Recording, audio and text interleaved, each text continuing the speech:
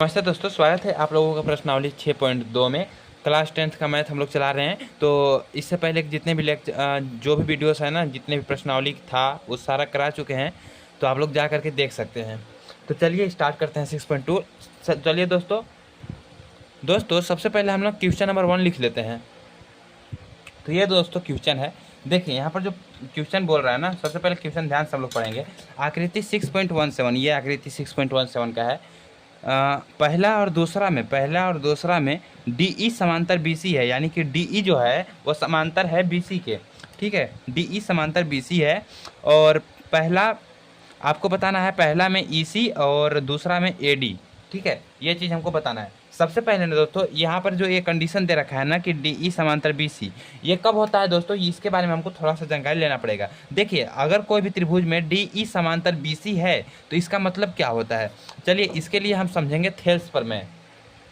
देखो, थेल्स का प्रमेय क्या था कि जैसे कि अगर हमको एक त्रिभुज लेते हैं, ठीक है, एक त्रिभुज लेते हैं, जैसे कि ये त्रिभुज हम लोगों ने ले लिया ए बी सी। ठीक है, ये त्रिभुज हम लोग लेते हैं ए बी सी। अब यहाँ पर थेल्स जी ने कहा था कि अगर किसी त्रिभुज के एक भुजा के समांतर कोई और भुजा हम खींचते हैं, ठीक है, किसी एक त्रिभुज के समांतर, मान लीजिए कि हम बी सी के समांतर कोई एक भुजा खींचते हैं। ठीक है, जैसे कि हम ये बी सी के समांतर एक भुजा खींच रहे हैं कुछ इस तरीके से। ये देख सकते हो ना, बी सी के समांतर है, ये बी सी इधर को जा रहा है और ये भुजा भी इधर की ओर जा रहा है।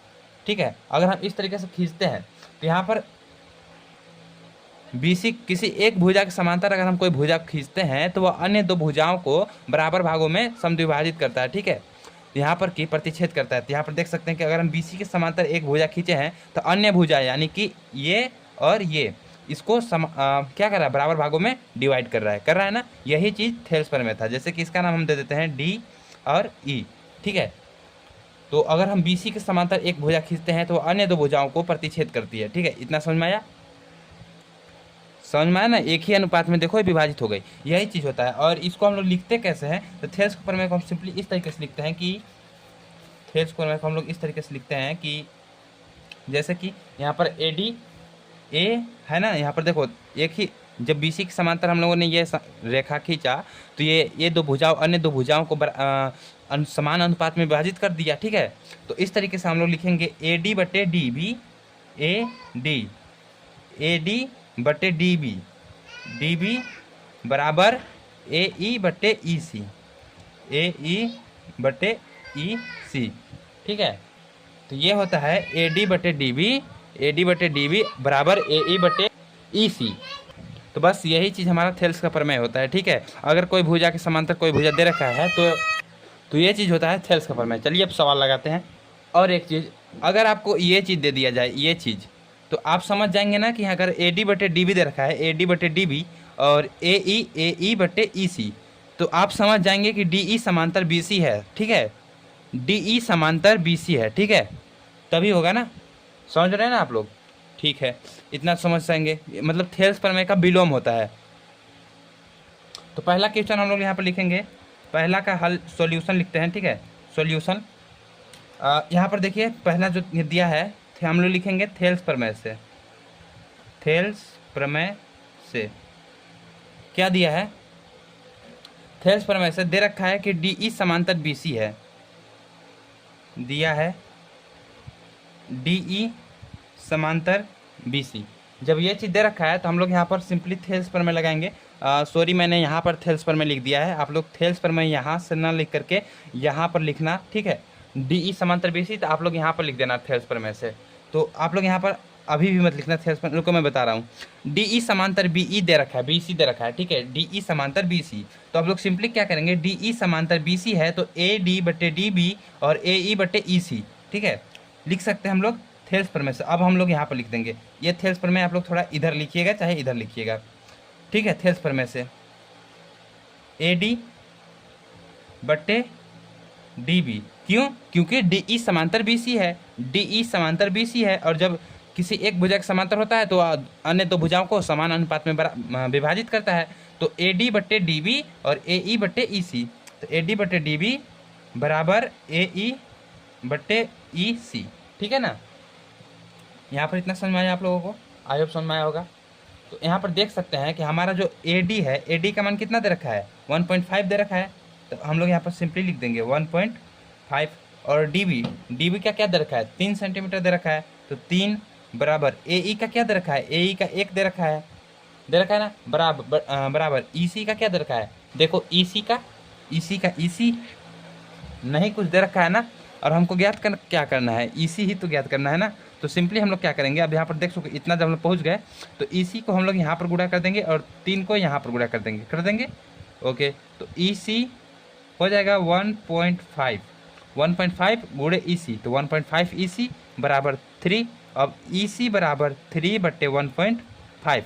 अब देखो यहाँ पर दशमलव में है, तो हम लोग दशमलव हटाने के लिए क्या कर सकते हैं, नीचे वाला में देखो कितने अंक के बाद दशमलव है, 1 अंक के बाद है ना, यानी कि हम लोग 10 से गुणा करेंगे ऊपर नीचे दोनों में, ठीक है, 10 से गुणा कर देंगे। अब जब 10 से गुणा करेंगे तो ई सी बराबर हो जाएगा 10 तिहाई 30 और 1.5 गुणे 10 करोगे तो क्या होगा, 1 दशमलव इधर आ जाएगा यानी कि 15, 1 दशमलव इधर चला जाएगा तो यानी कि 15, ठीक है। तो 30/15 यानी कि 1 2, तो ई सी बराबर क्या आया, ई सी बराबर आ गया हमारा 2 सेंटीमीटर, ठीक है। तो ये हमारा आंसर आया।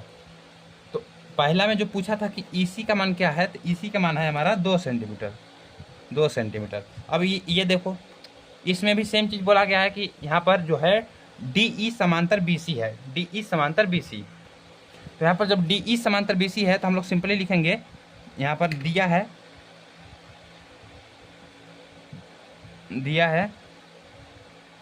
डी ई समांतर बी सी, डी ई समांतर बी सी, तब थेल्स प्रमेय से, या इसको आधारभूत समानुपात का प्रमेय भी कहते हैं, तब थेल्स प्रमेय से हो जाएगा, क्या हो जाएगा, अगर डी ई समांतर बी सी है तो ए डी बटे डी बी और ए ई बटे ई सी होगा, तो हो जाएगा ए डी बटे डी बी बराबर ए ई बटे ई सी, हो जाएगा ना ये चीज़, ठीक है। अब हम लोगों को से यहाँ पर पूछा गया है कि ए डी ज्ञात कीजिए, ए डी, तो कुछ नहीं करना है, बस मान रख देना है। देखो ए डी का मान दिया है, नहीं दे रखा है, तो ए डी का मान ए डी, डी बी का दे रखा है, डी बी का दे रखा है 7.2 बराबर ए ई का दे रखा है, ए ई का दे रखा है ना 1.8 बटे ई सी का दे रखा है 5.4 दे रखा है ना। देखो बस मान रख दिए हैं, देखो ए डी का मान ए डी, डी बी का मान डी बी, ये देखो 7.2 और ए ई 1.8 और ई सी 5.4। सिंपल है ना, बहुत सिंपल है। अब हम लोग क्या करेंगे, सिंपल, अब हम लोग को ज़्यादा कुछ नहीं करना, हम लोग या तो सभी में 10 से गुणा कर देंगे, ठीक है, 10 से दशमलव हटाने के लिए 10 से गुणा कर देंगे, तो लिखेंगे 10 से गुणा करने पर, दोनों पक्षों में 10 से गुणा करने पर, दोनों पक्षों में 10 से गुणा करने पर, ठीक है, दोनों पक्षों में 10 से गुणा करने पर, तो ऊपर नीचे दोनों में साइड हम लोग गुणा कर देंगे, तो ए डी बटे 7.2 बराबर 1.8 बटे 5.4, ठीक है। अब यहाँ पर गुणे 10/10 गुणे 10/10। अब सिंपल देखो यहाँ पर क्या हो जाएगा, ए डी का गुणा 10 में करेंगे तो 10 ए डी बटे में 7.2 का गुणा करेंगे तो 72 बराबर इसका 18 बटे में ये हो जाएगा 54, हो जाएगा ना। अब यहाँ पर देख सकते हो कि 18 कम 18, 18 54, यानी कि 10 ए डी बराबर 1/3 और बटे में 72 है, ठीक है। तो यानी कि 10 ए डी बराबर 72 का गुणा 1 में होगा तो 72 और बटे में 3। अब यहाँ पर देख सकते हो कि 10 यहाँ पर गुणे में है, यहाँ पर जाएगा तो नीचे हो जाएगा, भाग में हो जाएगा ना। ये चीज़ मैं कह रहा हूँ कि यहाँ पर एक गुणे में है तो ये नीचे चला जाएगा, भाग में हो जाएगा, तो ये हो जाएगा ए डी बराबर 72/10 गुणे 3 यानी कि 30। अब यहाँ पर सिंपल यहाँ पर देख सकते हो कि ये हो जाएगा हमारा 72 का आधा हो जाएगा ये 36 और ये हो जाएगा 15। अब सिंपल इसको काट देंगे तो यानी कि 15 कम 15 और 15 दूना 30, 15 दूना 30 हो जाएगा, बच जाएगा 6 तो पॉइंट यानी कि 60, 15 चौके 60, 2.4 यानी कि ए डी बराबर आ गया हमारा 2.4। आप लोगों को भाग देने आता होगा ना, आप लोग भाग करके देख सकते हैं, ए डी का मान यही आएगा, समझे आप लोग। तो ये आ जाएगा 2.4। तो आई होप आप लोगों को समझ में आ चुका होगा ये चीज़, ये अलग है, ठीक है। ये यहाँ से देखिए आप लोग, तो ये चीज़ हमारा हो गया थेल्स प्रमेय से। थेल्स प्रमेय समझ में आया ना। जैसे कि अगर बी सी समांतर है, अगर कोई भी भुजा समांतर है ना, तो जैसे ए डी बटे डी बी लिखा जाएगा, ए डी बटे डी बी और ए ई बटे ई सी, ठीक है, तो ये लिखा जाएगा, क्वेश्चन नंबर दूसरा आप लोग अपने स्क्रीन पर देखिए यहाँ पर, या फिर अपना बुक खोल सकते हैं और बुक में देखते रहिए, ठीक है। क्वेश्चन नंबर दूसरा में बोला गया है कि किसी त्रिभुज पी क्यू आर की भुजाओं पी क्यू और पी आर पर क्रमशः बिंदु ई और एफ स्थित है। जैसे पहले हम लोग यहाँ पर त्रिभुज बना लेते हैं, ठीक है। ये रहा त्रिभुज। अब यहाँ पर बोला है कि किसी त्रिभुज पी क्यू आर, ये हो गया त्रिभुज, ठीक ना, पी क्यू आर। अब यहाँ पर दिखाया गया है कि पी क्यू और पी आर पर क्रमशः बिंदु ई और एफ स्थित है। पी क्यू और पी आर पर क्रमशः बिंदु क्या स्थित है, ई और एफ। तो यहाँ पर देख सकते हैं कि यहाँ पर पी क्यू आर त्रिभुज हो गया। अब यहाँ पर पी क्यू और पी आर पर बिंदु हमारा स्थित है ई एफ। तो यहाँ पर हम लोग ई एफ बिंदु बना लेते हैं कुछ इस तरीके से, पी क्यू और पी आर हो गया। तो हम यहाँ पर ये हमारा ये हो गया, ठीक है। तो अब सिंपल यहाँ पर हम लोग देख सकते हैं कि ई और एफ, ठीक है। इस तरीके से हम लोगों ने बिंदु यहाँ पर दर्शा दिए, ये बिंदु, ठीक है।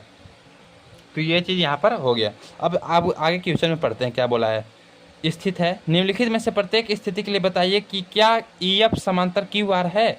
यहाँ पर हमको 3 सवाल दिए गए हैं और तीनों में रख करके ये बताना है कि क्या ई एफ समांतर है क्यू आर के, और ये कब होगा, जब हमारा थेल्स रूल अप्लाई हो जाएगा, यानी कि पी ई बट्टे ई क्यू बराबर पी एफ बट्टे एफ आर। अगर ये दोनों वैल्यू आ गया, जैसे कि यहाँ पर पी ई बट्टे में ई क्यू बराबर पी एफ बट्टे में एफ आर, ये चीज़ होता है ना, तो ये हमारा थेल्स प्रमेय कहलाता है। क्योंकि ई एफ समांतर क्यू आर अगर दिया रहेगा तो हमको सिद्ध करना है कि ई एफ समांतर क्यू आर है कि नहीं है। तो अब नहीं है, अगर हम यहाँ पर देखो, अगर ये बराबर ये है तब ये थेल्स प्रमेय है, यानी कि समांतर है। लेकिन अगर ये नॉट इक्वल टू हो तो हम कहेंगे नहीं बराबर है ना। तो हम लोगों को बस यही शो करना है। लेकिन शो करने के लिए क्या करेंगे, पी का जो वैल्यू दिया रहेगा, मान लो कि 2 दिया है, नीचे 4 दिया है, और उसके बाद बराबर में लिखेंगे पी एफ का वैल्यू मान लो कि 8 दिया है, और एफ आर का वैल्यू मान लो कि 16 दिया है। तो अब यहाँ पर देख सकते हो कि 2 एकम 2 और 2 दूना 4, 8 एकम 8, 8 दूना 16, तो 1/2 बराबर में 1/2। तो ये दोनों बराबर आ गया, तो हम कहेंगे कि हाँ ये क्या है, ये समांतर है, ई एफ समांतर क्यू आर है। लेकिन अगर ये बराबर नहीं आता है तो हम लोग कहेंगे कि नहीं, यह समांतर नहीं है, ई एफ समांतर क्यू आर नहीं है। समझे यहाँ पर, समझे। तो आई होप समझ में आ गया होगा कि यहाँ पर सिर्फ वैल्यू रखना है हमको और उसके बाद बताना है कि है कि नहीं है। तो ये चीज़ हमारा पहला क्वेश्चन ये दे रखा है, ठीक है। तो अब इसमें हमको बताना है कि क्या यहाँ पर ई एफ समांतर क्यू आर है, सिद्ध करना है कि ई एफ समांतर क्यू आर है, ठीक है। ये चीज़ हमको करना है। तो अब इसके लिए हम लोग क्या करेंगे, सबसे पहले यहाँ पर जो दिया है उसको लिख लेंगे, ठीक है। तो ये तो दिया है, यही है हम लोगों का। तो यहाँ पर सॉल्यूशन, तो ये चीज़ हमारा ऑलरेडी दिया गया है, तो ये हमारा दिया है। आप लोग एक स्टेप नीचे लिख सकते हैं। तो अब सिंपली हम लोग यहाँ पर सिद्ध करना है कि ई एफ समांतर क्यू आर है। तो हम लोग इसके लिए क्या करेंगे, थेल्स प्रमेय से अगर देखो ई एफ समांतर क्यू आर है, तो यानी कि अगर यहाँ पर ये हम लोग लिया जाए, अगर ई एफ समांतर क्यू आर है तो यहाँ पर पी ई बट्टे ई क्यू बराबर होना चाहिए पी एफ बट्टे एफ आर के, है ना। चलो यहाँ पर मैं इसको साइड में करता हूँ, ओके। तो अगर थेल्स प्रमेय से पी ई एफ समांतर क्यू आर है तो हमारा पी ई बट्टे ई क्यू बराबर होना चाहिए पी एफ बट्टे एफ आर के। तो सिंपल हम लोग लिखेंगे पी ई बट्टे ई क्यू बराबर पी एफ बट्टे एफ आर, पी ई बट्टे ई क्यू पी एफ बट्टे एफ आर हो गया ना ये चीज़। अब सिंपल हम लोग यहाँ पर वैल्यू रख देंगे। तो यहाँ पर देखो पी ई का वैल्यू दे रखा है 3.9 बट्टे ई क्यू का वैल्यू दे रखा है 3 बराबर पी एफ का वैल्यू दे रखा है 3.6, एफ आर का वैल्यू दे रखा है 2.4। अब सिंपल यहाँ पर हम लोग इसको सिद्ध करना है। तो हमने लिखेंगे यहाँ 10 से गुणा करने पर 10 से गुणा करेंगे। यहाँ पर 10 से गुणा क्यों करेंगे, क्योंकि हम लोगों को दशमलव हटाना है। तो लिख सकते हैं अंश तथा हर दोनों में, अंश तथा हर में 10 से गुणा करने पर तो 3.9, तो ये गुणा कर देंगे 10 से बट्टे 3 गुणे 10। आप डायरेक्ट भी काट सकते हैं अगर आपको काटने आता है। मैं तो डायरेक्ट काट सकता हूँ, लेकिन बहुत लोगों को समझ में नहीं आएगा। तो यहाँ पर मैं गुणा कर देता हूँ, ऊपर 10 से नीचे 10 से, ठीक है। इस तरीके से 10, देखिए किसी एक साइड आप किसी एक में गुणा नहीं कर सकते हैं। जैसे कि अगर आप सिर्फ अंश में गुणा करें और हर में नहीं करें तो आपका सवाल गलत हो जाएगा। आपको बराबर, देखो सवाल हमेशा बराबर में लेकर ही चलना चाहिए, तो बराबर आपको दिखाना है। तो यहाँ पर 3.9 गुणे 10 है, तो यहाँ पर 39 हो जाएगा, और 3 गुणे 10 है यानी कि 30, और बराबर में 3.6 है गुणे 10 यानी कि 36/24, ये चीज़ हो जाएगा। अब यहाँ पर हम लोग के यहाँ पर सिंपली मैं इसको काट सकता हूँ, कैसे, या फिर हम लोग एक काम करते हैं, इसको यहाँ पर ले लाते हैं। देखिए अब यहाँ पर हम इसको कैसे ला सकते हैं, 36 है, अब गुणे में 1 है, क्यों, क्योंकि गुणे में रहता है। अगर 36 गुणे 1 करेंगे तो कोई प्रभाव पड़ेगा, नहीं पड़ेगा ना, यानी 36 गुणे 1 यानी 36 रहेगा, और यहाँ पर भी गुणे में 1 है, 30 गुणे 1 यानी 30। तो अब यहाँ पर हम लोग 39, और हम क्या करते हैं ना कि नीचे वाला जो 1 है इसको यहीं पर रहने देते हैं, और 30 को यहाँ भेज देते हैं, तो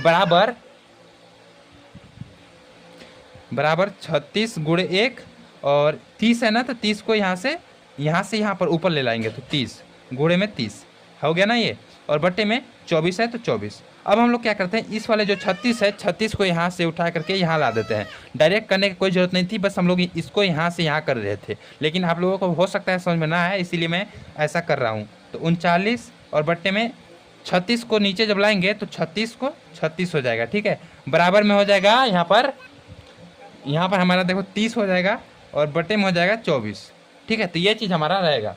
अब उसके बाद हम इसको सिंपली क्या करेंगे, इसको काट देंगे। अब देखो यहाँ से 3 से ये कट जाएगा, 3 बरहियाँ 36 और 3 तिरहियाँ 39, और ये 2 से या फिर 3 से भी कट जाएगा, तो 3 8 24 और 3 10 में 30, तो ये हमारा हो जाएगा। अब ये और कटेगा, और कटेगा तो काट सकते हैं, नहीं कटेगा तो नहीं काटेंगे, तो चलो कोई दिक्कत नहीं है, ये कटेगा और तो ये हमारा 4 हो जाएगा, ये 5 हो जाएगा। तो अब देख सकते हो कि यहाँ पर 13/12 बराबर 5/4। ये क्या बराबर है, दोनों साइड बराबर है, लेफ्ट और राइट बराबर है, नहीं बराबर है ना।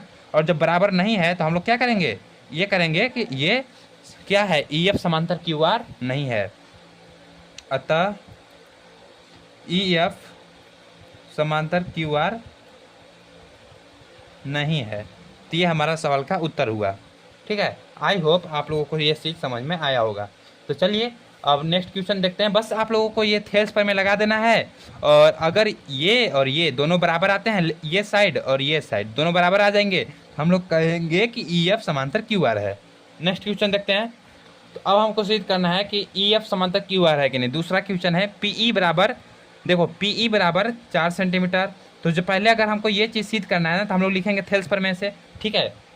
थेल्स पर में से यहाँ पर अगर EF समांतर QR है तो हम लोग PE बटे, देखो PE बटे EQ, तो यहाँ पर PE बटे EQ, ठीक है, PE बटे EQ और PF बटे FR बराबर PF बटे FR, PE बटे EQ बराबर PF बटे FR, ठीक है। ये चीज़ हम यहाँ पर लिख सकते हैं ना। अब यहाँ पर सिंपल हम लोग क्या करेंगे, तो यहाँ पर देख सकते हैं कि हमारा यहाँ पर PE बटे EQ है, PE बटे EQ है बराबर PF बटे FR है। तो यहाँ पर सिंपल हम लोग यहाँ पर वैल्यू रख देंगे सिर्फ। अगर ये साइड बराबर आ जाएंगे तो हम लोग कहेंगे हाँ ये समांतर है, और नहीं आएंगे तो नहीं।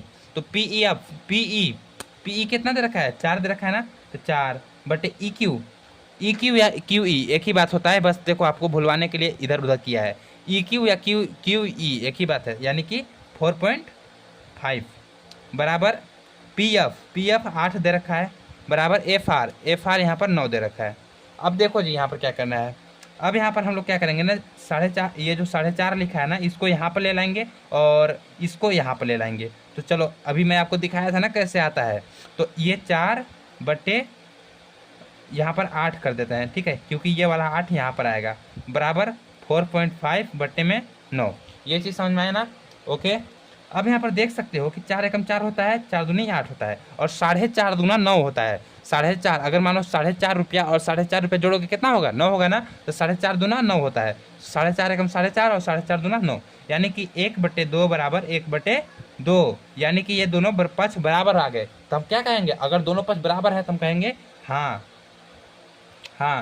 EF समांतर QR है, ठीक है। ये हमारा आंसर हो जाएगा। आई होप आपको समझ में आया होगा। नेक्स्ट क्वेश्चन देखते हैं। देखो जो तीसरा क्वेश्चन है कुछ इस तरीके से दे रखा है कि पी क्यू बराबर 1.8 सेंटीमीटर। तो हम लोग यहाँ पर सॉल्यूशन लिख लेंगे, सॉल्यूशन। अब यहाँ पर हमको जो सिद्ध करना है ना उसको लिख लेते हैं। सिद्ध करना है, क्या सिद्ध करना है कि ई एफ समांतर है क्यू आर, समांतर है कि नहीं है, ठीक है। तो ये चीज़ हमको सिद्ध करना है। तो अब इसके लिए हम लोग क्या करेंगे, देखिए यहाँ पर सबसे पहले तो हम जानते हैं थेल्स प्रमेय, तो थेल्स प्रमेय तो लगा देंगे। थेल्स प्रमेय से, थेल्स प्रमेय से क्या जानते हैं, अगर यहाँ पर ई एफ समांतर क्यू आर है तो पी क्यू ई हम लोग लिखेंगे पी ई बटे ई क्यू बराबर पी एफ बटे एफ आर, ये चीज़ है ना। अब यहाँ पर सिंपली पी ई तो यहाँ पर दे रखा है, पी ई दे रखा है, पी ई तो दे रखा है, और ई क्यू नहीं दे रखा है, और पी एफ तो यहाँ पर दे रखा है ये। अब हमको यहाँ पर पी ई चाहिए और एफ आर चाहिए। तब जो वैल्यू दे रखा है ना वो लिख लेते हैं। देखो यहाँ पर सबसे पहले यहाँ पर देखिए क्या क्या दे रखा है। तो यहाँ पर आपका दे रखा है P Q 1.82 centimetre, P Q ये जो वैल्यू है 1.28 दे रखा है पी क्यू का वैल्यू, ये वैल्यू दे रखा है पी क्यू का वैल्यू 1.2 दे रखा है। अब यहाँ पर और पी आर इसका वैल्यू दे रखा है 2.5 सेंटीमीटर। तो ये हो गया पी आर का वैल्यू हो गया 2.5 सेंटीमीटर, समझे, ये चीज़ दे रखा है। अब यहाँ पर क्या क्या दे रखा है, पी ई कितना दे रखा है, पी ई दे रखा है हमारा, पी ई देखा 0.18 पी ई दे रखा है। और पी एफ क्या दे रखा है 0.36, ये चीज़ दे रखा है ना, ठीक है। अब अगर हमको क्यू ई ज्ञात करना है तो हम लोग क्या करेंगे, अगर हमको क्यू ई चाहिए तो देखिए यहाँ पर अगर हमें क्यू ई चाहिए या फिर ई क्यू चाहिए तो हम लोग क्या करेंगे, पी क्यू 1.28 दे रखा है ना। तो अगर हम पी क्यू में से ई पी या फिर पी ई अगर घटा देंगे तो बताइए ई क्यू बच जाएगा कि नहीं बच जाएगा, बच जाएगा ना। ये देखो पूरा जो है पी क्यू, ये जो पी क्यू है 1.28 दे रखा है, और ई पी हमको 0.1 दे रखा है। और अगर हमको ई क्यू चाहिए तो अगर हम पी क्यू में से इतना घटा देंगे तो ई क्यू बच जाएगा, ठीक है। तो हम लोग यहाँ पर लिख लेंगे P Q minus E P. तो पी क्यू कितना हमारा 1.28 है, पी क्यू 1.28 माइनस कर देंगे पी ई कितना है 0.18, ठीक है। तो 8 में से 0 और 2 में से 1 और ये 1, तो 1.10 ये आ जाएगा ना, ये यहाँ से यहाँ तक इतना आ जाएगा, समझे आप, ठीक है। अब इसी प्रकार से अगर हमको एफ आर चाहिए, तो हम पी आर में से जो दिया है उसको घटा देंगे। तो पी एफ दे रखा है, पी एफ देखो पूरा यहाँ से यहाँ तक कितना है 2.5 सेंटीमीटर है, और इतना अगर हम लोग घटा देंगे तो शेष यही तो बचेगा ना, ये बताइए। तो यहाँ पर सिंपल हम लोग लिखेंगे 2.56 पी आर में से पी एफ घटा देंगे तो 0.36, तो ये 6 में से 6 जाएगा तो 0, और 5 में से 3 जाएगा तो 2, और ये 2, तो 2.20। तो यहाँ से यहाँ तक का दूरी कितना आया 2.20। तो अब समझ में आया आप लोगों को, आई होप समझ में आ गया होगा। अब सिंपल यहाँ पर वैल्यू रख देंगे। तो यहाँ पर देखिए पी ई का वैल्यू कितना है, पी ई 0.18, पी ई 0.18 बटे ई क्यू का वैल्यू कितना है 1.10 बराबर पी एफ का वैल्यू कितना है 0.3036, और एफ आर का वैल्यू कितना है 2.20, है ना, ठीक है। अब हम लोग क्या करेंगे ना, इसको ये जो है यहाँ पर ले लाइए आप लोग, और इसको जो है यहाँ पर ले जाइए। अभी सिखाया था ना कैसे ले जा सकते हैं, ठीक है। अब 0.18 बराबर में 0.36 बराबर में 1.10 बट्टे में 2.20, ये चीज़ समझ में आया। अब देख सकते हैं यहाँ पर कि 0.18 0.36 यानी कि 18/36 ही लिखा हुआ है। अगर आप 10 से गुणा करना भी चाहे तो कर सकते हैं। 10 से गुणा नहीं होगा, दशमलव के बाद जितना अंक होता है उतना अंक जीरो वाले संख्या से आपको गुणा करना है। यानी कि 2 अंक है, यानी कि 100 से गुणा करेंगे। तो हमको गुणा करने की जरूरत है नहीं, हम ऐसे ही काट देंगे। 18 का 18, 18 दूना 36, और ये 1.10 और 2.20 देख रहे हो कि 1/2, 1/2 बराबर 1/2। ये चीज़ समझ में आया आप लोगों को, ये चीज़ होता है आंसर। तो ये हमारा आंसर आ गया। अब यहाँ पर 1/2 बराबर 1/2 है, तो हम कहेंगे EF समांतर QR है। ठीक है, तो यहाँ पर इस तरीके से इसका आंसर आएगा। आई होप आपको समझ में आया होगा। सबसे पहले आप बस इसको निकाल लीजिए वैल्यू को और इस तरीके से कर दीजिए। ठीक है, तो चलिए नेक्स्ट क्वेश्चन देखते हैं। अगला नंबर क्वेश्चन देखिए, आकृति 6.18। यहाँ पर देखिए ये, ठीक है, ये चीज़ दे रखा है। अब इसमें बोला गया है कि यदि LM समांतर CB और LN समांतर CD हो तो सिद्ध कीजिए कि AM बराबर AB, AM/AB बराबर AN/AD है। अब यहाँ पर देख लीजिए कि यहाँ पर आकृति 6.18 ये दे रखा है। यदि LM समांतर CB LM समांतर CB, ये इस तरीके से करके इस वाले त्रिभुज में देखिए ABC में देखिए यहाँ पर आप लोग LM बराबर LM समांतर CB है। ठीक है, CB इस वाले त्रिभुज में, और LN समांतर CD, तो LN समांतर CD इस वाले त्रिभुज में, ACD इस वाले त्रिभुज में। ठीक है, इस वाले त्रिभुज में, ये इस वाले त्रिभुज में सिद्ध करना है कि AM/AB बराबर AN/AD है। AM/AB बराबर AN/AD, ये चीज़ है। तो चलो इसको सिद्ध करते हैं। यहाँ पर लिख लेते हैं हम लोग हल। अब यहाँ पर हमको जो सिद्ध करना है उसको लिख लेंगे, या फिर सबसे पहले ना हम लोग त्रिभुज ABC से चलेंगे। ठीक है, यहाँ पर हम लोग हल लिखेंगे और लिखेंगे LM समांतर CB। ये क्या है, दिया है LM समांतर CB, LM समांतर CB। तो LM समांतर CB कौन सा त्रिभुज में है, त्रिभुज ABC में। तो लिखेंगे त्रिभुज ABC से, त्रिभुज ABC से LM समांतर CB। तो अब सिंपली हम लोग यहाँ पर देख सकते हैं कि अगर हमारा ये एक भुजा के समांतर कोई भुजा होता है तो हम लोग उसको AL/LC लिख सकते हैं ना, थेल्स प्रमेय से। तो लिखेंगे AL/LC बराबर AM/MB लिख देंगे यहाँ पर थेल्स प्रमेय से।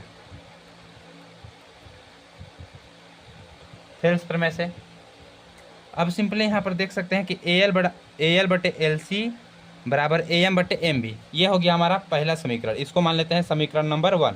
अब हम लोग लिखेंगे त्रिभुज, अब यहाँ पर क्या दे रखा है, LN समांतर CD, ये भी दिया है।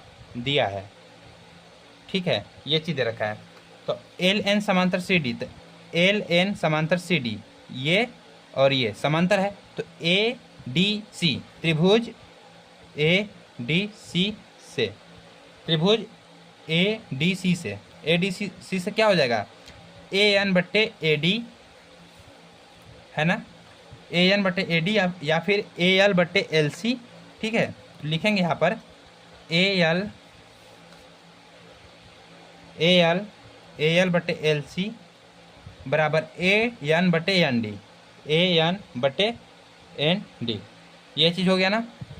देखो किस तरीके से हुआ, हम लोग जो थेल्स पर में पढ़ा था कि अगर किसी भी त्रिभुज के एक भुजा के समांतर कोई समांतर भुजा खींची जाए तो उसके अन्य भुजाओं को वह प्रतिच्छेद करती है। तो देखो ये जो भुजा है इसके समांतर हम लोगों ने LN समांतर भुजा खींचा, तो ये A और C को बराबर भागों में विभाजित करता है। तो इसी को हम लोग, इसका जो बराबर करने का अनुपात होता है ना वो बराबर होता है, तो उसी को हम लोग बस थेल्स पर में कहते हैं।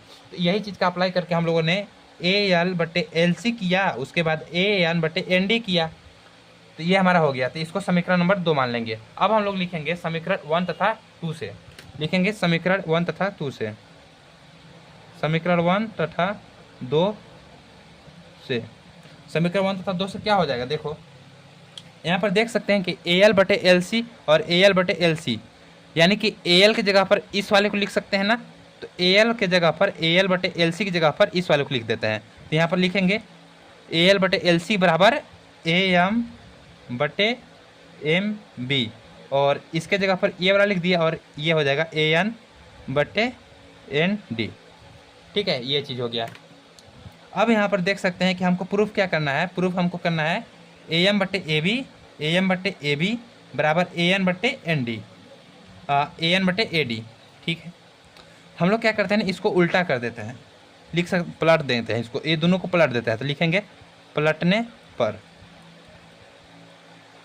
तो ये हो जाएगा एम बी बटे में ए एम बराबर में ए एन बटे में सॉरी, ये हो जाएगा एन डी बटे में ए एन, ये चीज़ हो जाएगा। पलट दिया है ना इन लोगों ने इसको। अब देखो यहाँ पर एम बी बटे ए बी लाना है, एम बी बटे ए बी बराबर ए एन बटे ए डी। ठीक है, कोई दिक्कत नहीं। हम लोग क्या करेंगे ना, दोनों साइड में, दोनों पक्षों में एक जोड़ देंगे। ठीक है, दोनों पक्षों में एक जोड़ने पर, दोनों पक्षों में एक जोड़ने पर हम लोग क्यों जोड़ रहे हैं एक, ताकि अगर हम लोग एक जोड़ेंगे तो ऊपर की ओर हमारा ये चीज़ आ जाएगा। ठीक है, अभी पता चलेगा। यहाँ पर एक प्लस कर देते हैं और यहाँ पर एक प्लस कर देते हैं। अब जब हम एक प्लस करेंगे तो यहाँ पर आप लोग को मालूम है कि ए एम का गुणा होता है 1 में, तो ए एम गुणे 1 यानी कि ए एम, तो एम बी प्लस में ए एम, ये चीज़ होगा ना। और बट्टे में क्या रहेगा, ए एम रहेगा, बट्टे में ए एम बराबर ए एन का गुणा होता है 1 में।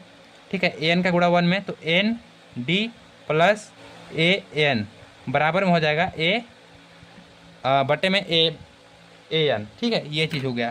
तो आप लोग यहाँ पर देख सकते हैं कि यहाँ पर देखिए आप लोग ध्यान से, M B plus M B, ये रहा M B plus A M,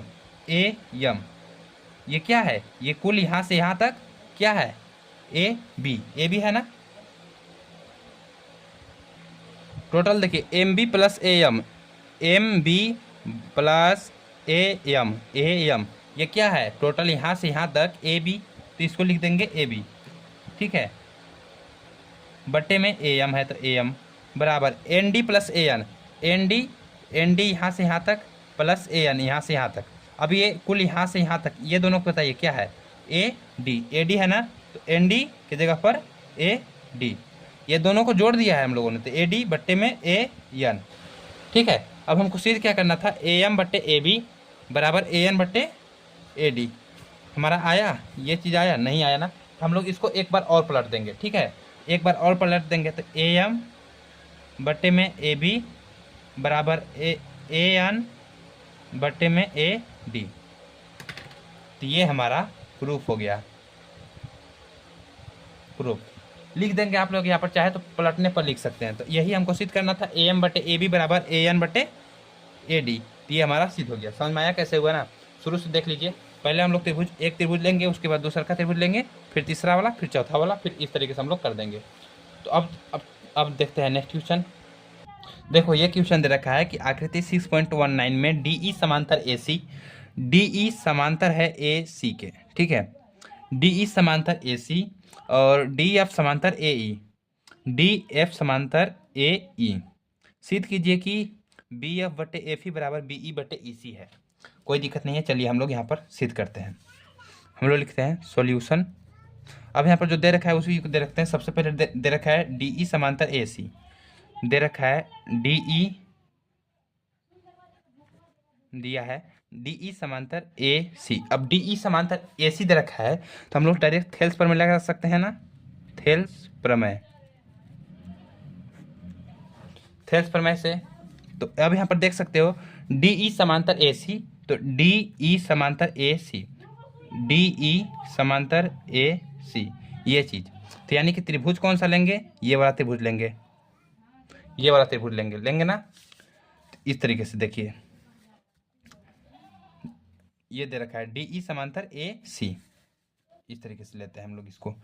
ए सी, ठीक है, डी ई समांतर ए सी। ओके, इस तरीके से ही लेते हैं। तो यहाँ पर ये क्या हो जाएगा, ये हमारा हो जाएगा, ये हमारा हो जाएगा बी डी, देखो यहाँ पर बी डी बटे डी ए, बी टी बटे डी ए, बी डी बटे डी ए और बी ई बटे ई सी बराबर बी ई बटे ई सी, बी ई बटे ई सी, ये चीज़ हो जाएगा। ठीक है, तो ये तो हमारा हो गया त्रिभुज बी। किस त्रिभुज से है, हम लोग इसको लिख देंगे त्रिभुज बी ए बी सी से, त्रिभुज ए बी सी से, त्रिभुज ए बी सी से ये चीज़ हमको मिला थी, इसको लिख देंगे समीकरण नंबर 1।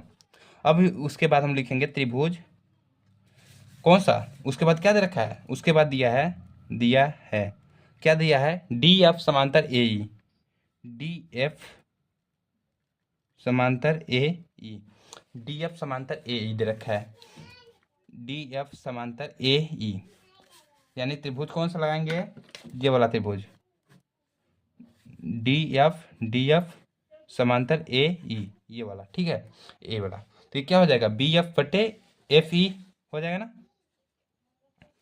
ठीक है, बी एफ बटे एफ ई, बी एफ बटे एफ ई और बी डी बटे बराबर बी डी बटे डी ए या फिर ए डी, ठीक है, डी ए लिख देंगे, इतना चीज़ लिख देंगे हम लोग। इसको मान लेंगे समीकरण नंबर 2, लिखेंगे इसको त्रिभुज कौन सा, त्रिभुज ए बी ई से, त्रिभुज ए बी ई से, त्रिभुज ए बी ई से। अब यहाँ पर देख सकते हैं कि बी डी बटे ए डी या फिर डी ए, देखो बी डी बटे डी ए, ये चीज़ सेम है ना, या फिर हम इसको इस तरीके से भी लिख सकते हैं जी, देखो जी, इसको हम लोग यहाँ पर लिख सकते हैं बी डी बटे डी ए बराबर बी एफ बटे एफ ई, क्योंकि बराबर है ना, तो बराबर में हम लोग किधर भी लिख सकते हैं। तब यहाँ पर देख सकते हैं बी डी और बी डी सेम है, यानी हम लिखेंगे समीकरण 1 तथा 2 से, समीकरण 1 तथा 2 से।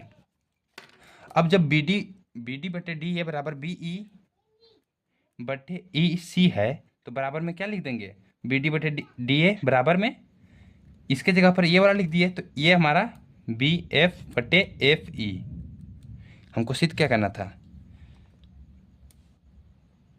यही चीज़ तो सिद्ध करना था हमको।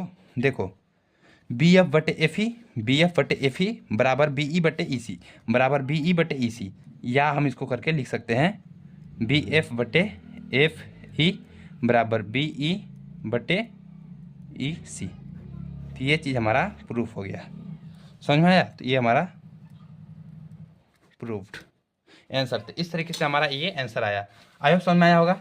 नेक्स्ट क्वेश्चन देखते हैं। सॉरी गाइज, ये क्वेश्चन नंबर 4 है, ठीक है, 4। क्वेश्चन नंबर 5 है, आकृति 6.20 में डी ई समांतर ओ क्यू और डी एफ समांतर क्यू आर और सॉरी ओ आर, दर्शाइए कि ई एफ समांतर क्यू आर है।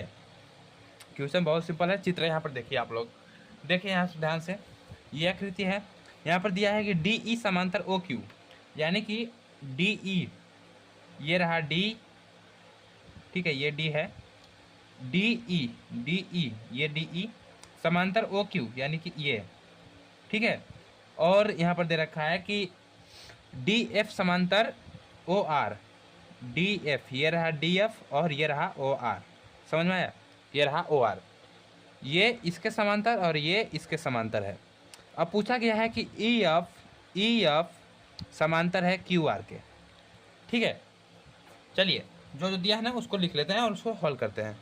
हम लोग लिखेंगे हल लिख लिए। अब यहाँ पर देखिए दे रखा है कि दिया है डी ई समांतर ओ क्यू, डी ई समांतर ओ क्यू, तो सिंपली यहाँ पर डी ई समांतर ओ क्यू, तो यानी कि पी ओ क्यू, त्रिभुज पी ओ क्यू में, ठीक है, त्रिभुज पी ओ क्यू से ले सकते हैं ना, ये है और ये है, मतलब कि डी ई समांतर ओ क्यू, तो पी त्रिभुज पी ओ क्यू से, पी ओ क्यू से यहाँ पर लिखेंगे अब यहाँ पर देखो, जब ये समांतर है इसके, तो हम लोग यहाँ पर थेल्स प्रमेय लगा सकते हैं। तो अगर कोई भुजा के समांतर कोई भुजा है तो थेल्स प्रमेय क्या कहता है, पी ई बटे ई क्यू, पी ई बटे ई क्यू बराबर है पी डी बटे डी ओ। ये चीज़ होता है ना, लिख देंगे थेल्स प्रमेय से, थेल्स प्रमेय से, थेल्स प्रमेय से। समझ में आया? ओके। अब यहाँ पर हम लोग सिंपल यहाँ पर एक और चीज़ दिया है क्या दिया है कि डी एफ समांतर है ओ आर के, डी एफ समांतर ओ आर। अब डी एफ समांतर ओ आर है, डी एफ समांतर ओ आर, ये देखो ये वाला, तो सिंपली ये और ये, यानी कि पी ओ आर वाला त्रिभुज है। तो लिखेंगे त्रिभुज पी ओ आर से, त्रिभुज पी ओ आर से, त्रिभुज पी ओ आर से। तो यहाँ पर लिख देंगे हम लोग, देखो ये जो समांतर है इसके, है ना, ये डी एफ समांतर ओ आर है, तो पी डी बटे डी ओ हो जाएगा, या फिर पी एफ बटे एफ आर हो जाएगा ना। तो पी एफ बटे एफ आर, पी एफ बटे एफ आर और पी डी बटे डी ओ बराबर पी डी बटे डी ओ। ये चीज़ हो गया ना, समझ में आया आप लोगों को? आई होप समझ में आ रहा होगा आप लोगों को। तो ये चीज़ हो गया। अब सिंपल हम लोग क्या करेंगे, यहाँ पर देख सकते हैं कि हम लोग जो ये पहला लिए ये इसको लिख देंगे थेल्स प्रमेय से, थेल्स प्रमेय से। अब ये समीकरण नंबर 1 हो गया, ये समीकरण नंबर 2 हो गया ना। अब लिखेंगे समीकरण 1 तथा 2 से, समीकरण 1 तथा 2 से, समीकरण 1 तथा 2 से देखिए क्या हम कर सकते हैं, पी ई बटे ई क्यू और पी एफ बटे एफ आर और पी डी बटे डी ओ, पी डी बटे डी ओ सेम है, यानी कि हम इसको इसके जगह पर लिख सकते हैं ना, ऑफकोर्स लिख सकते हैं। तो देखो पी एफ बटे एफ आर और पी डी बटे डी ओ, पी डी बटे डी ओ के बराबर क्या है, पी ई बटे ई क्यू। तो पी एफ बटे एफ आर हम लोग यहाँ पर लिख देते हैं, और बराबर में पी डी बटे डी ओ की जगह पर क्या लिख देंगे, पी ई बटे में ई क्यू लिख देंगे ना। ये ठीक है, इतना लिख दिए। अब यहाँ पर हम चित्र पर देखेंगे तो पी ई बटे ई क्यू, पी एफ। अच्छा देखो, अब नहीं समझ में आ रहा होगा ना, इसको क्या करो, इसको इधर ले लाओ और इसको इधर ले चलो। तो यहाँ पर लिखेंगे या पी ई बटे ई क्यू बराबर पी एफ बटे एफ आर। देखो बराबर अगर कोई चीज़ है ना, तो इधर उधर हम लोग उसको कर सकते हैं, और आप अगर थोड़ा तेज हैं तो आप समझ भी जाएंगे आसानी से। तो यहाँ पर देखो पी ई बटे ई क्यू है, पी ई बटे ई क्यू, पी एफ बटे एफ आर। तो ये चीज़ हमारा दिया हुआ है, ठीक है। तो और ये चीज़ कब होता है, जब थेल्स प्रमेय लगता है। और थेल्स प्रमेय क्या लगता है, इसका मतलब कि ई एफ समांतर है क्यू आर के, है ना, तभी तो यहाँ पर लिख देंगे बराबर पी ई एफ समांतर है क्यू आर के, ई एफ समांतर क्यू आर। अब यहाँ पर लिखेंगे कैसे, तो ये तो हमारा प्रूफ हो गया, ठीक है। लेकिन लिख देंगे यहाँ पर थेल्स प्रमेय के विलोम से, थेल्स प्रमेय के विलोम से। देखो अब अभी समझ में कुछ लोगों ने नहीं आया होगा, तो मैं फिर से यहाँ पर समझा देता हूँ। पी ई बटे ई क्यू दे रखा है और पी एफ बटे एफ आर दे रखा है, और ये कंडीशन तभी लागू होता है जब ई एफ समांतर क्यू आर दे रखा हो। अगर हम दे रखा होता ई एफ समांतर क्यू आर है, तो आप इस चीज़ को लिख देते ना। तो अब जब ये दे रखा है तो हम इसको लिख सकते हैं, ऑफकोर्स लिख सकते हैं। तो यही हमारा आंसर है, तो यहाँ पर लिख देंगे प्रूव। ओके, नेक्स्ट क्वेश्चन देखते हैं। नेक्स्ट क्वेश्चन दे रखा है आकृति 6.1। अब देखिए आकृति कौन सा है, ये रहा, ठीक है। आकृति 6.1 में क्रमशः ओ पी ओ क्यू और ओ आर पर स्थित बिंदु ए बी सी इस प्रकार है कि ए बी समांतर है पी क्यू के। देखो ए बी जो है ये समांतर है पी क्यू के, और ए बी समांतर है पी क्यू, ए सी समांतर है पी आर के। तो हमको दर्शाना है कि बी सी समांतर होगा क्यू आर के। ऑफ कोर्स देखो ये दो चीज़ दे रखा है तो हो ही जाएगा। लिखेंगे हम लोग जो जो दिया है ना उससे। तो हल लिख लेते हैं सबसे पहले तो, और हल लिखने के बाद यहाँ पर इसको चलिए हल करते हैं। दे रखा है कि ए बी सी स्थित है ए बी, तो जो दिया है ए बी समांतर है पी क्यू के, ए बी समांतर पी क्यू है ना, ए बी समांतर पी क्यू। तो ये वाला त्रिभुज लेंगे हम लोग। कौन सा त्रिभुज लेंगे? देखो ये वाला त्रिभुज लेंगे ना, ये ये ये ये और ये इस वाले त्रिभुज में ए बी समांतर पी क्यू है, ए बी समांतर पी क्यू, ए बी समांतर पी क्यू, ए बी समांतर पी क्यू, यानी कि ये वाला त्रिभुज हम लोग लेंगे। ये वाला त्रिभुज समझ में आया? तो इस वाले त्रिभुज में देखो ये जो समांतर है तो हम इसको इस तरीके से देखेंगे, तो ओ ए बट्टे ए पी आ जाएगा ना।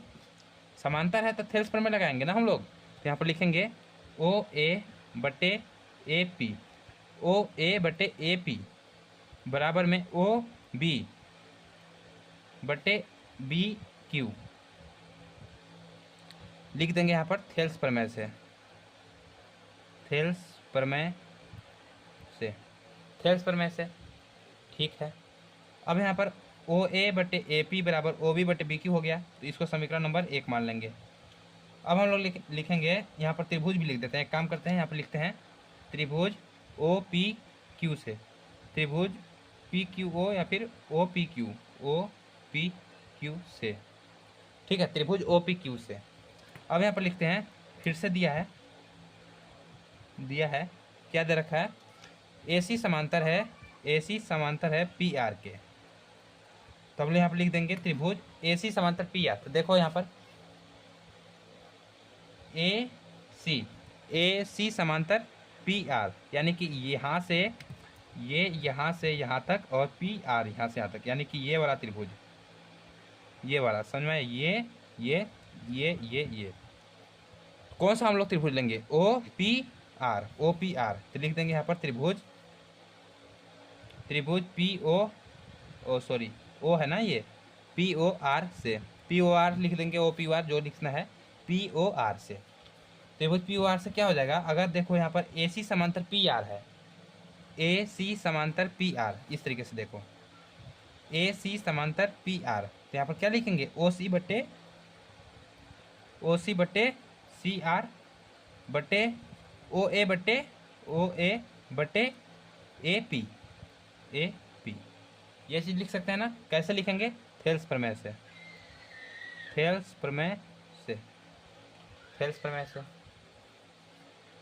इस तरीके से। अब यहाँ पर देख सकते हैं कि ओ ए बट्टे ए पी बराबर में ओ बी बट्टे बी क्यू। तो ओ ए बट्टे ए पी और ओ ए बट्टे ए पी सेम है ना। तो लिखेंगे हम लोग समीकरण 1 तथा 2 से। समीकरण नहीं बनाए हम लोग, कोई दिक्कत नहीं है। यहाँ पर समीकरण 1 है, समीकरण 2 इसको बना लीजिए। समीकरण 1 तथा 2 से, समीकरण 1 तथा 2 से, तो ओ ए बट्टे ए पी, देखो ओ ए बट्टे ए पी बराबर क्या दे रखा है? ओ बी बट्टे पी क्यू। तो यहाँ पर लिख देंगे हम लोग ओ सी बट्टे सी आर बराबर ओ ए बट्टे ए पी की जगह पर क्या लिख देंगे? ओ बी बट्टे बी क्यू, ओ बी बट्टे बी क्यू। देखो बस हम लोग लिख दिया है। कैसे लिखा है? समीकरण 1 तथा 2 से ओ ए बट्टे ए पी समान है दोनों में, तो बस ओ ए बट्टे ए पी की जगह पर ये वाला मान रख दिया है हम लोगों ने। बस यही चीज़ किया है। समझ में आया आप लोगों को? ऑफकोर्स आया होगा। अब देखो यहाँ पर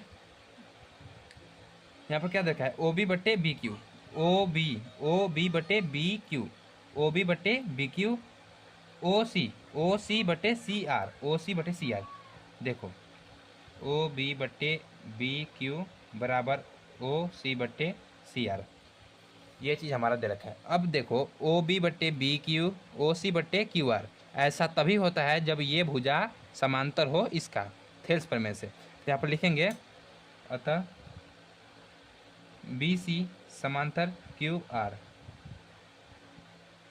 है। कैसे लिख देंगे हम लोग? थेल्स प्रमेय के विलोम से, आप लोग उधर लिखिएगा, ठीक है। तो आई होप आपको समझ में आया होगा। यहाँ पर देखो ओ बी बटे बी क्यू, अगर ये चीज़ दे रखा होता बी सी समांतर क्यू आर, तो हम लोग ओ बी बटे बी क्यू लिखते ना। सेम इसी प्रकार से जब इसका उल्टा दिया है तो हम लोग इसका थेल्स प्रमेय के विलोम से यह कह सकते हैं कि ये बी सी समांतर क्यू आर है। तो ये हमारा आंसर होता है। ये प्रमेय 6.2 भी है, ठीक है, ध्यान में रखिएगा। चलिए नेक्स्ट क्वेश्चन देखते हैं। क्वेश्चन नंबर 7वां दिया गया है कि प्रमेय 6.1 का प्रयोग करते हुए सिद्ध कीजिए कि एक त्रिभुज की एक भुजा के मध्य बिंदु से होकर दूसरी भुजा के समांतर खींची गई रेखा तीसरी भुजा को समद्विभाजित करता है। याद कीजिए कि आप इसे कक्षा 9th में पढ़ चुके हैं, सिद्ध कर चुके हैं। देखिए क्वेश्चन आप लोग पढ़ लीजिए यहाँ से। देखिए यहाँ पर एक त्रिभुज हम लोगों ने बना लिया है ए बी सी, यह त्रिभुज है। अब यहाँ पर बोला गया है कि एक त्रिभुज की एक भुजा के मध्य बिंदु से होकर दूसरी भुजा के समांतर खींची गई रेखा एक भुजा के मध्य बिंदु, यानी कि कोई एक भुजा ही है, ठीक है, या फिर मान लेते हैं कि बी ए भुजा है, ठीक है, इसका मध्य बिंदु कहीं यहाँ पर आता है, इसका मध्य बिंदु ये रहा, इसका मध्य बिंदु, ठीक है। इससे खींची गई एक रेखा, इस तरीके से खींची गई एक रेखा मध्य बिंदु से होकर दूसरी भुजा के समांतर मध्य बिंदु, देखो एक जो भुजा है इसके मध्य बिंदु से दूसरा, यानी कि इसके समांतर ये रेखा खींचा गया है ना, ये वाला, ठीक है, तीसरी भुजा को समद्विभाजित करता है। खींची गई रेखा तीसरी भुजा को समद्विभाजित करती है, ठीक है, ये हमको सिद्ध करना है। यानी कि इसके मध्य बिंदु से खींचा गया है, इसको इसके मध्य बिंदु से ए बी का मध्य बिंदु से ये रेखा खींचा गया, और सिद्ध करना है कि इसको ये ए सी का जो है मध्य बिंदु इसको समद्विभाजित करता है ए सी को, ठीक है। तो हम इसका नाम दे देते हैं डी ई नाम दिया, ठीक है। तो ये चीज़ हमको दे रखा है। अब यहाँ पर हमको दो चीज़ तक कंफर्म हो गया कि डी ई समांतर है बी सी के, ठीक है, ये चीज़ तक कंफर्म है, ठीक है। और जब ये समद्विभाजित करता है, मध्य बिंदु है, यानी कि ए डी बराबर डी बी होगा, क्योंकि एक डंडे को अगर हम मान लो इस पेन को हम अगर आधा आधा बांटेंगे तो ये बराबर ही, तो दोनों ऐसे जब हम इसको फोल्ड कर देंगे ना तो ये बराबर ही तो होंगे ना। इसलिए देखो, जैसे कि मानो देखो, अगर ये दो एक ही साइज के ढक्कन है और अगर हम इसको बीच से ही तोड़ देते हैं कुछ इस तरीके से, देखो इतना लंबा कोई है, ठीक है, इतना लंबा भुजा है, अब हम इसको बीच से तोड़ देते हैं तो ये देखो दोनों बराबर ही तो होंगे ना, दोनों बराबर ही तो होंगे, इसीलिए यहाँ पर ये लिखा गया है। तो हम लिख सकते हैं कि ए डी बराबर में डी बी, ए डी बराबर में डी बी, ये चीज़ अभी मैं समझा रहा हूँ, अभी लिखूँगा इसको। चलिए इसको लिखते हैं। तो यहाँ पर इसको रख लीजिए और लिखिए माना एक त्रिभुज ए बी सी में डी जो बिंदु है, डी ए बी का मध्य बिंदु है,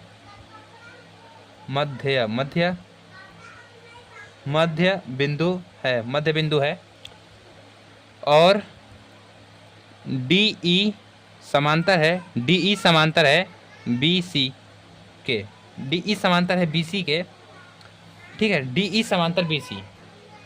तो हमें सिद्ध करना है, और हम लिख सकते हैं यहाँ पर, और क्या लिख सकते हैं कि और ए डी बराबर है डी बी के, ए डी बराबर है डी बी के। क्यों? क्योंकि अभी जब एक भुजा को हम लोग बराबर मध्य बिंदु से जब हम उसको काटेंगे तो बराबर ही तो होगा ना, तो ए डी बराबर डी बी, ये चीज़ हो जाएगा, ए डी बराबर डी के। तो सिद्ध करना है, क्या सिद्ध करना है कि जो तीसरा भुजा है, यानी कि ए सी, जो ई बिंदु है, इसको समद्विभाजित करती है, यानी बराबर भागों में बांटती है। तो यानी कि ए ई बराबर ई सी सिद्ध करना है ए ई बराबर, सिद्ध करना है ए ई बराबर ई सी, ए ई बराबर ई सी, ठीक है, ये चीज़ हमको सिद्ध करना है। चलिए सिद्ध करते हैं। तो ये हमको सिद्ध करना है, तो यहाँ पर लिख लेते हैं सॉल्यूशन। तो यहाँ पर जो दिया है ना उसको लिख लेते हैं। दिया है क्या दे रखा है, ए डी बराबर डी बी, ए डी बराबर डी बी दे रखा है, और दे रखा है डी ई समांतर बी सी, डी ई समांतर बी सी, डी ई समांतर बी सी दे रखा है। और जब डी ई समांतर बी सी है तो हम लोग यहाँ पर क्या कर सकते हैं, थेल्स प्रमेय से डी ई समांतर बी सी, तो हम लोग लिखेंगे थेल्स प्रमेय से, थेल्स प्रमेय से। अब देखो यहाँ पर डी ई समांतर बी सी, डी ई समांतर बी सी, तो थेल्स प्रमेय से हम लोग क्या करेंगे, यहाँ पर लगा देंगे, तो ए डी बटे डी बी हो जाएगा, ए डी बटे डी बी बराबर ए ई बटे ई सी। ये चीज़ हो जाएगा ना, थेल्स प्रमेय से ये चीज़ हो जाएगा, ऑफकोर्स हो जाएगा। अब यहाँ पर हम लोग देख सकते हैं कि ए ई बराबर क्या दे रखा है, ई सी दे रखा है ना, तो यहाँ पर लिखेंगे ए डी बटे डी बी बराबर ए ई, ओ सॉरी, ये तो हमको सिद्ध करना है ना, ये दे रखा है हमको, तो ए डी बराबर, इसको भी रहने दो, अच्छा, ए ई बटे ई सी, ए डी बराबर यहाँ पर डी बी दे रखा है, तो यहाँ पर हम इसको, अच्छा, या ए डी की जगह पर डी बी रख सकते हैं ना, डी बी बटे में डी बी बराबर में ए ई बटे ई सी। अब यहाँ पर देख सकते हो कि डी बी और डी बी खत्म, यानी कि एक एक, तो एक बटे एक बराबर क्या हो जाएगा, ए ई बटे ई सी, यानी कि ई सी का गुणा 1 में और ए ई का गुणा ए ई में, तो ई सी बराबर ए ई, या ए ई बराबर ई सी। तो ये हमारा प्रूफ हो गया, ठीक है, तो ये हमारा आंसर आ गया। तो इस तरीके से हम इसको सॉल्व करेंगे। नेक्स्ट क्वेश्चन देखते हैं। एक अगला क्वेश्चन है, प्रमेय 6.2 का प्रयोग करते हुए सिद्ध कीजिए कि एक त्रिभुज की किन्हीं दो भुजाओं के मध्य बिंदुओं को मिलाने वाली रेखा तीसरी भुजा के समांतर होती है। एक त्रिभुज ले लिया, ठीक है। अब यहाँ पर बोला है कि एक त्रिभुज के किन्हीं दो भुजाओं, तो मान लेते हैं कि ए बी सी। अब एक त्रिभुज के किन्हीं दो भुजाओं के मध्य बिंदु, मान लो कि ए बी और ए सी, इसके मध्य बिंदु, तो ए बी का मध्य बिंदु क्या होगा, यहाँ कहीं पर होगा ए बी का मध्य बिंदु, और ए सी का मध्य बिंदु यानी कि ये रहा, ठीक है। तो यहाँ पर दिया गया है कि एक त्रिभुज के किन्हीं दो भुजाओं के मध्य बिंदु को मिलाने वाली रेखा, तो मध्य बिंदु को मिलाने वाली रेखा यानी कि ये हम इसको मिला देंगे, तो ये मिला दिए, तो ये रेखा हो गया मिलाने वाली रेखा, तीसरी भुजा के समांतर है, तो इसको नाम दे देते हैं डी और ई, डी ई जो है तीसरी भुजा, यानी कि पहली भुजा ये, दूसरी भुजा ये, तीसरी ये, तो डी ई समांतर है बी सी के, ठीक है, तीसरी भुजा के समांतर है। तो ये चीज़ हमको सिद्ध करना है कि डी ई समांतर बी सी। तो हम लोग यहाँ पर लिखेंगे, यहाँ पर क्या लिखेंगे, माना एक त्रिभुज ए बी सी है जिसका ए बी भुजा का मध्य बिंदु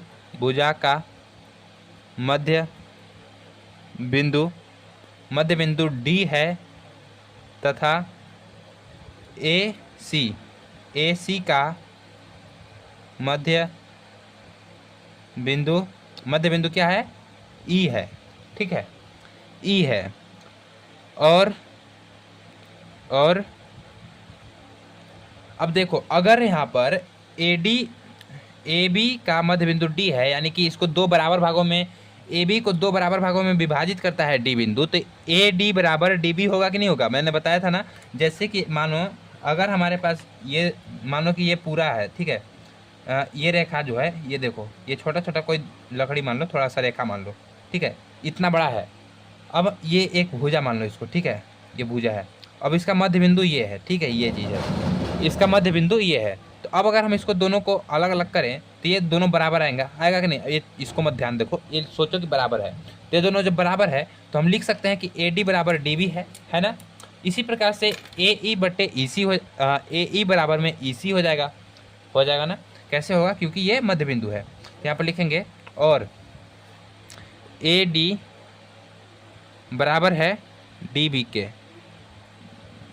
दिया है, ठीक है। यहाँ पर हम लोग हल लिखेंगे, इसको डायरेक्ट हल हम लोग कर रहे हैं, दिया है ए डी बराबर डी बी है और ए ई बराबर ई सी है, ए ई बराबर ई सी है, ठीक है। लेकिन उससे पहले आपको ये देखिए, यहाँ पर ये तो हमको हो गया, ठीक है। हमको प्रूफ करना है कि डी ई यानी कि जो ये भुजा है इसके बराबर है, यानी सिद्ध, आप लोग यहाँ पर लिख लीजिए एक बार, सिद्ध करना है डी ई समांतर बी सी, डी ई समांतर बी सी है, ठीक है, ये चीज़ हमको सिद्ध करना है। अब इतना हमको मालूम है तो हम लोग यहाँ पर लिखेंगे, क्या लिखेंगे कि देखो ए डी बटे डी बी हो जाएगा ना, ए डी बटे डी बी, और बराबर में हो जाएगा ए ई, ये हो गया ए डी बटे डी बी, ये ए डी बटे डी बी, तो ए डी का जगह पर क्या है डी बी है ना, और बटे में डी बी की जगह पर डी बी, तो ये कट जाएगा, यानी कि 1/1 आ जाएगा। और उसके बाद क्या है ए ई बटे में ई सी, ठीक है, ए ई बटे में ई सी बराबर, अब यहाँ पर देखिए क्या आ जाएगा, ए ई का मान क्या है, ए ई बराबर ई सी दे रखा है ना, तो ए ई की जगह पर ई सी और बटे में ई सी, ये कट जाएगा 1/1। अब यानी कि 1/1 बराबर में 1/1, यानी कि जब ये वाला चीज़ हमारा बराबर है तो ये वाला भी बराबर होगा ना, तो हम लोग लिखेंगे ए डी बटे में डी बी बराबर में ए ई बटे में ई सी, ये चीज़। अब यहाँ पर देख सकते हो कि ए डी बटे में डी बी और ए ई बटे में ई सी, ए डी बटे डी बी ए ई बटे ई सी, ये कब होता है जब डी ई समांतर बी सी हो, ठीक है। तो यहाँ पर लिखेंगे